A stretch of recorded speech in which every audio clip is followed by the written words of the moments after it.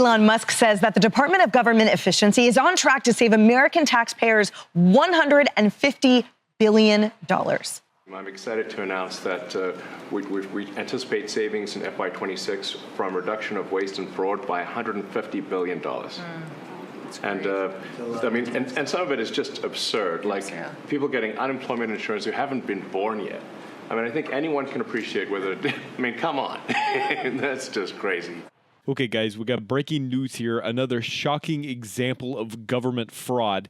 Elon Musk and his team at the Department of Government Efficiency, or DOGE, just uncovered hundreds of millions of dollars in fake unemployment claims. We're talking payouts to people born in the next century, to toddlers, to the long dead. And the kicker, Democrats want to run him out of town. Not the fraudsters, not the bureaucrats, but the man actually fixing the system. Let's roll this clip, guys, because you need to see the numbers and absurdity for yourself. DOGE also found hundreds of millions of dollars in fake unemployment claims. Get this, guys. Since 2020, over 24,000 people over 115 years old claimed $59 million in benefits.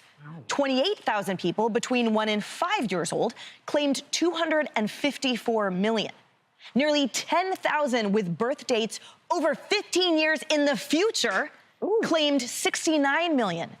And in one case, someone with a birthday in 2154 claimed $41,000. Because now apparently we're all time traveling. And yet Democrats are still trying to run Elon Musk out of town. Axios reports that they're launching a campaign to oust him by May 30th on a, quote, legal technicality where Musk's special government employee status can't exceed 130 days. Now, failed vice presidential candidate Tim Walz has been lobbying nonstop attacks on Musk. What my beef is, once you get successful, don't be a greedy not pay your taxes.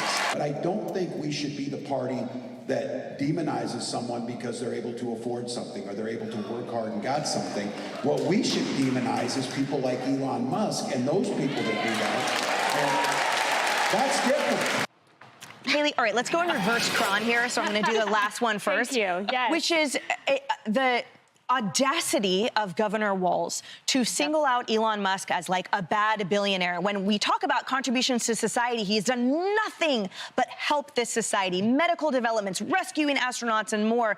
And yet George Soros, for example, a billionaire that has led directly to the destruction of society, deaths, and yet that's who Walz is calling to demonize? Yeah, I love that we're starting in reverse order because that really teed me off. Elon Musk, what has this man contributed to the globe? SpaceX, the first time private sector sent people up into space. And then, oh, wait, you rescue the astronauts who have been stranded there for months and months and months. And then you look over at Tim Walz. And what has Tim Walz given us? Stolen valor. A ton of mistruths that were all spoken about and came to light in the campaign, a failed vice presidential run, and rooting against an American stock that, oh, wait, in your state, your retirement fund happens to own as one of the key stocks. He rooted against the Tesla stock. So Tim Walz, we're going to go with the guy, Elon Musk, who continually innovates, continually makes lives better as you look at your little phone and your stock app and cheer every time Tesla goes down. Cheryl, talk to me about the attention that the left is placing on what seems to me a misplaced target. So they're obsessed now with getting Elon Musk out of there after the 130 days that you can only work per 365, with no attention paid to the astronomical figures I read, the ridiculousness of who we've been paying in the form of waste, fraud, and abuse. Why is there no attention on that and a thank you given to Elon Musk? How about a thank you for the transparency that he and the DOGE team have put out there? You can go onto the website right now. They've got a live tracker for DOGE, and it shows dollar per dollar how much they have saved the American taxpayer. That is you, America. This is volunteer work being done by the world's richest man. And instead of getting a thank you, his employees are getting attacked. There's about 119,000 of them. Vehicles are being attacked. Dealerships are being torched. And he is being completely open and honest with all the work that they are doing. In fact, that entire team is a bunch of very wealthy people that could be, I don't know, sitting on an island they bought instead of trying to help the American economy, come back. $36 trillion in debt, folks. We're in serious trouble. And he cares about that. Versus, sorry, most politicians who have never seen a dollar they didn't want to spend. Yeah, why isn't the headline on the New York Times 2154? Just keep it that, short and simple, representing the bloated waste, the ridiculous fraud we've all been paying for years. Well, first, I want to commend those people who have not been born yet who've already started to save. I think they are a financial planner's dream come true. They're doing everything we're told we're supposed to do. Look, this is a hill for Republicans to die on. Republicans cannot for decades say we're against excess spending. We want balanced budgets. If they don't back up Elon Musk and if they don't take the tough votes required to save money and get rid of these programs, go after the waste, go after the fraud, and yes, on Medicaid, even go after the excessive Medicaid programs. These are areas where if Republicans don't follow through on what they promise, Republicans, what do they stand for? Die on the hill of reducing government spending. That's the biggest difference between the parties. Kennedy, a website update on the IRS. They told Elon Musk it would take 103 days to fix. It was just moving something. He did it in 71 minutes. Wow. That's the efficiency that they represent that somehow the Democrats are resisting. That's why the E in DOGE stands for efficiency. and I'm just so confused why Democrats don't come up with their own list. And they don't add to it. And they don't go, yeah, this is not helping people who really need the government's help. If we have people who weren't born yet, who were born during the Civil War, and they're the ones who are cashing checks from the government, that means that your grandma's not getting a check. Yes. Or a disabled veteran isn't getting a check because there are so many inefficiencies that have been written into this decades-old code. So one of the things they're trying to do is bring the coding, which is so disparate among all the agencies, up to modern parlance. So, you know, all these systems and agencies can speak to each other, because when they can speak to each other, you can get rid of redundancies. And Democrats could lean into that, like, let's get rid of the redundancies and make government more efficient at helping people. And they would actually be popular right now instead of pulling in the 20s. I'm surprised by all those 1 to 5-year-olds that are out in the workforce. I know. You're leaving revenue on the table, Kaylee. Right. I know. I got to get Nash to work. And Blake, too. Now, guys, before I get into this breakdown, do me a quick favor, hit that like button. It helps get this content to more people who are tired of being lied to and ripped off by their own government. Let's talk about what we just saw here. Elon Musk isn't just building rockets and electric cars anymore. He's out here doing the job that our elected officials refuse to do.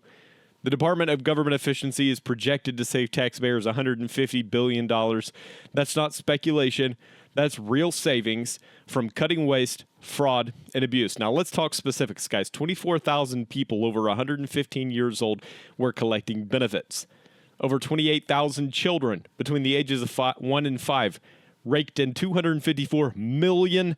But my favorite, nearly 10,000 people who haven't even been born yet somehow managed to cash in on $69 million, one of them being born in 2154, collecting $41,000, guys, of our taxpayer money.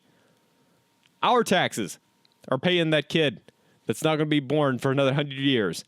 Guys, are we living in a sci-fi comedy or a bankrupt nation?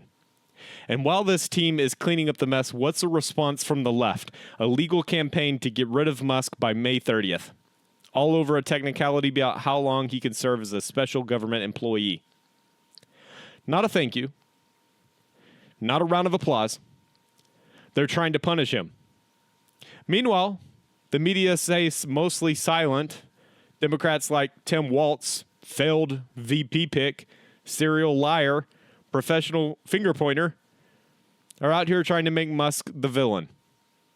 But when you compare Musk's contributions, SpaceX, Tesla, saving stranded astronauts, revolutionizing clean energy, to the destruction funded by people like George Soros, it's not even close. The IRS told Musk a software fix could take 103 days. He did it in 71 minutes. That's what terrifies the swamp, guys. It's not that he's wrong. It's that he's right. It's that he is efficient. He's unbought. DOGE is using real-time tech to track every single dollar, guys. They've got a public dashboard showing you just how much money they've saved you, the taxpayer. Yet instead of copying this model, Democrats are attacking it. Because deep down, they don't want a government that works. They want a government that spends. And where are the Republicans?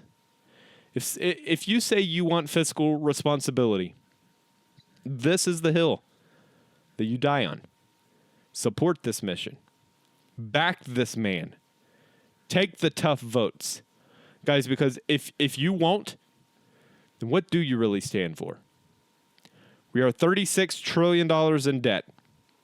And Musk is doing more to stop the bleeding than 95% of Washington, Democrats and Republicans. Guys, what do you think? Should Elon Musk stay in this role and keep draining the swamp? Do you trust him more than our own government to clean up this mess? Drop a comment down below, guys. Hit subscribe. And if you believe in the mission of this channel, become a member today to help us keep exposing the truth. This is Nolan Alders, and we're just getting started.